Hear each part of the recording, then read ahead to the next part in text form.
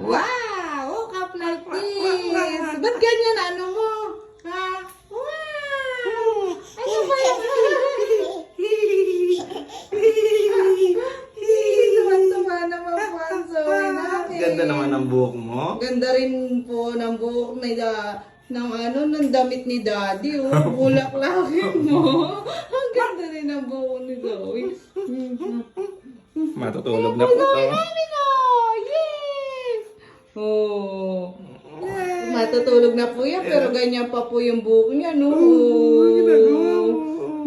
Pupakit ka? Bakit si Zoe? Ganda naman ang buhok, pati ng damit ni Daddy. Bulaklakin po. Ay, tumatalbog yung buhok ni Zoe.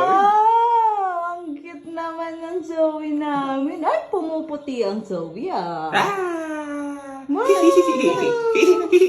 Dalaga pose, Zoe, dalaga pose.